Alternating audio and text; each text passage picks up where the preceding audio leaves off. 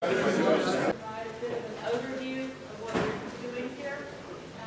That first lecture was sort of setting the background for human and natural science interactions. The next two lectures before we break for lunch here are going to look at physical, biological, and chemical interactions in the Earth system, and also to look at Earth system models themselves. So the first of these two lectures will be given by Professor Hezi Gildor from Hebrew University, and he's going to go through the background for physical, biological, and chemical interactions. Okay, thanks. Feel free to interrupt it during the lecture. Started with this nice photograph I was taken from the Apollo mission. It's called the Earthrise. It will give us an overview of the Earth from the moon. You can see the whole system, the whole Earth system, and you can see in the middle how much interest.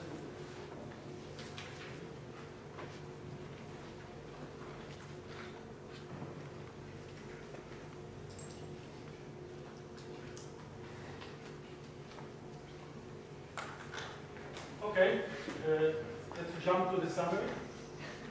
So if you fall asleep during the talk, I want you to know by the end of the talk, not only a flap of a butterfly can set up a tornado in Texas, also plankton in the Western Pacific, and cold rain in India, so there are a lot of coupling between the biota and the climate system.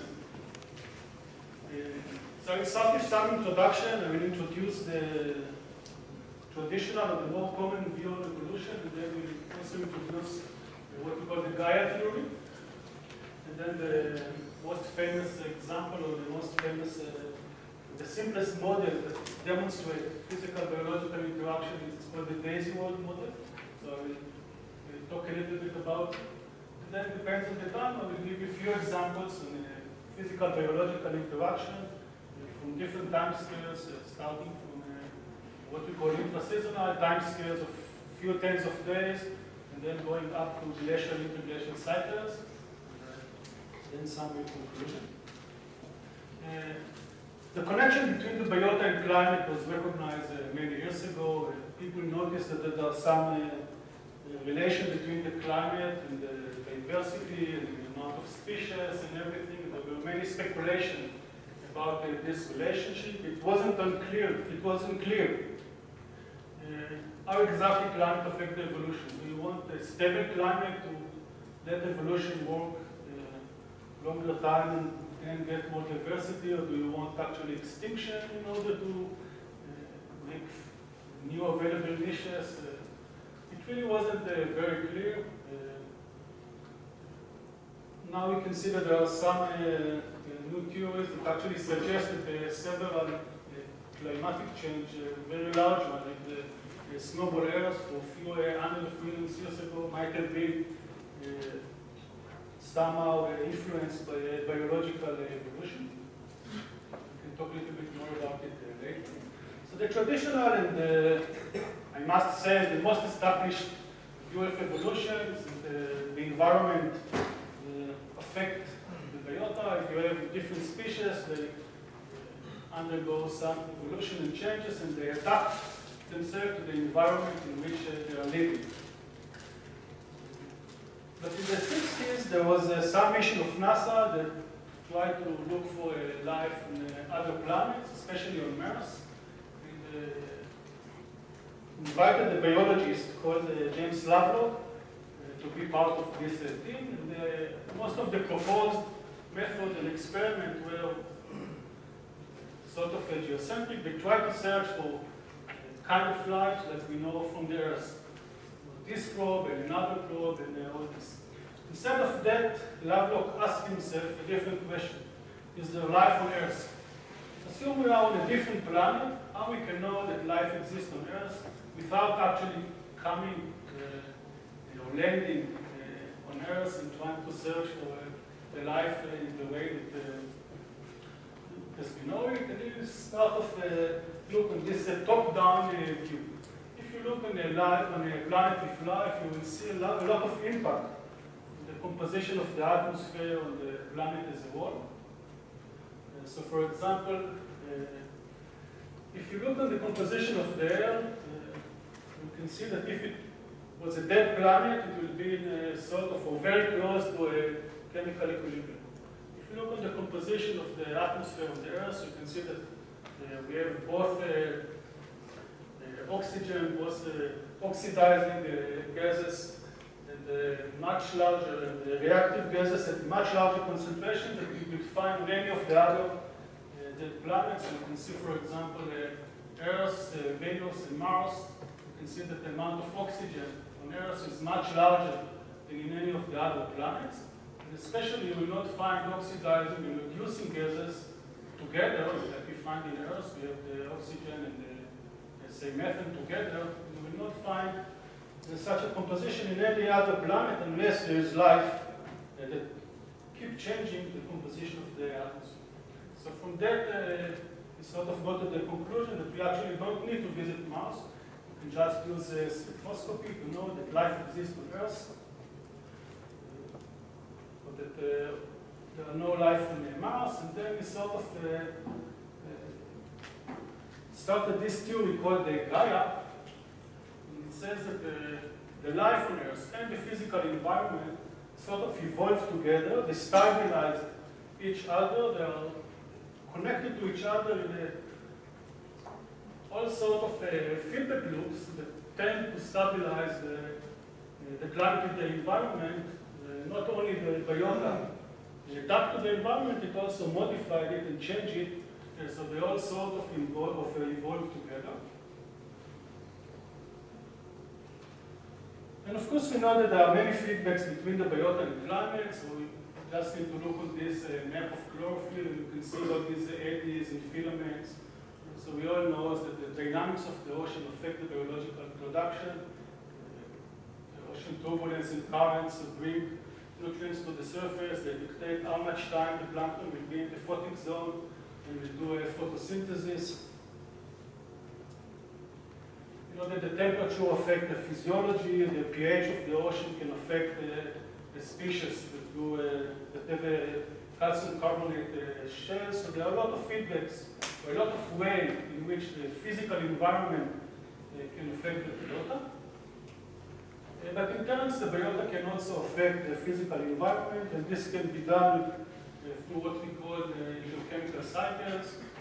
So if we change, for example, the biological productivity in the ocean, we will affect how much atmospheric carbon dioxide will be in the atmosphere. This will change radiative transfer, will change the climate system, the currents and everything that bring nutrients to the surface, and we can have close feedback loops between the biota and climate via the carbon cycles.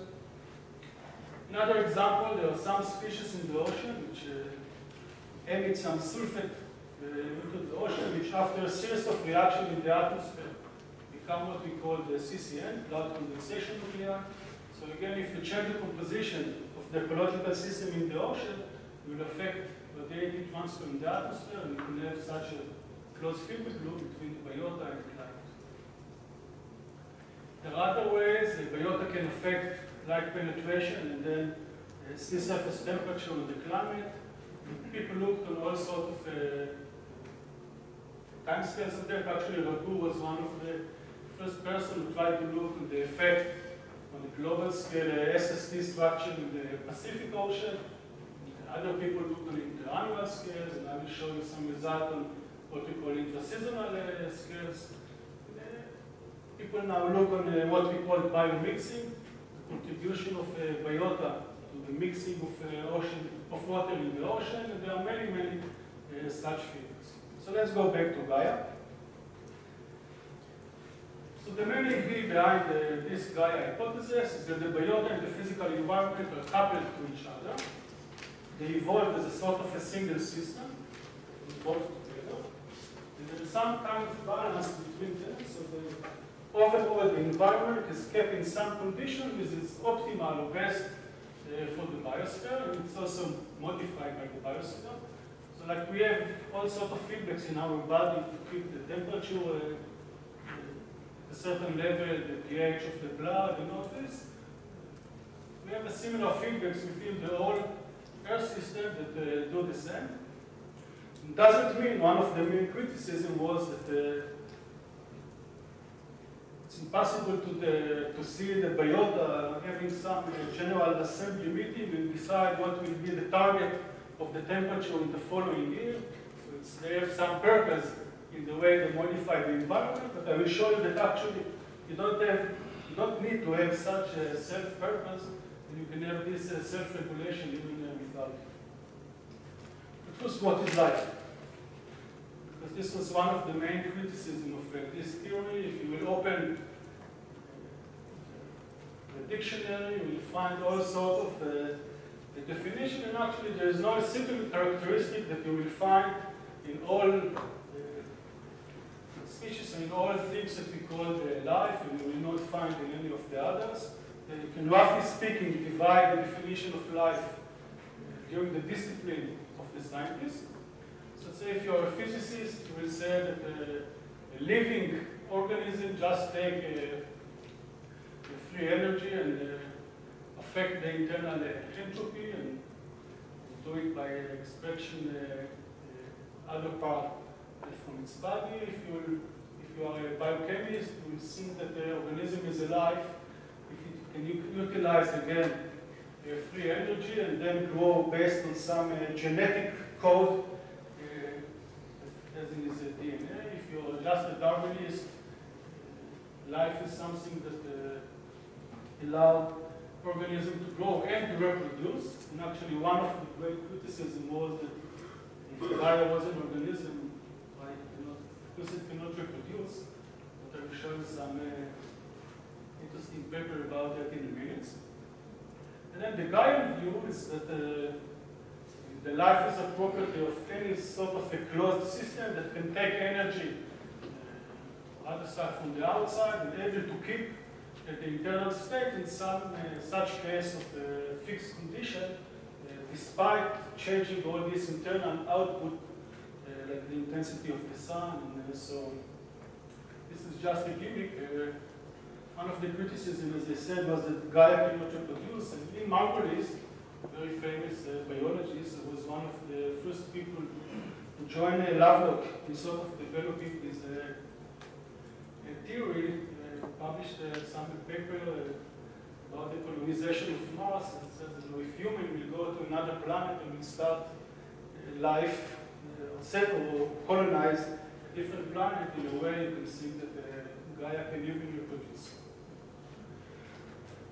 So the main example that Lovelock took was the air temperature. If you look on the changes in the air temperature, you can see that it's sort of stable within a relatively limited range of temperature for a few billions of years, really a very long time. This is despite the fact that if you look at the intensity of the sun, it changed by about 30% over this period. This is called the faint sun paradox. Even if you ignore these long-term changes and you just look on the differences between day and night or different places on the Earth, you have a much smaller amplitude variation in temperature compared to other places. And according to the Gaia hypothesis, this stability of the temperature is regulated by the existence of life over the Earth. So as I mentioned, one of the criticisms was that this regulation sort of required foresight from the biota and from the organism, and to show that this is not the case, Lovelock and his colleagues came out with a very, very simple and beautiful model. It's called the Daisy World model, which demonstrates that this is not necessarily the case.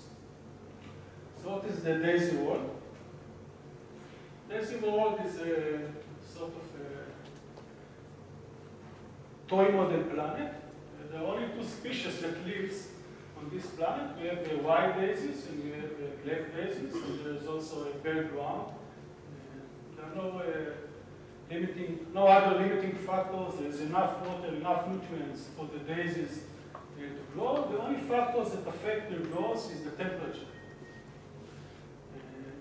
And the only external forcing of this toy model planet is the radiation from the sun, the amount of luminosity of the sun. For some reason, the Daisy World, both the black and the white daisies found a certain temperature, 22.5 degrees Celsius, to be just perfect, so they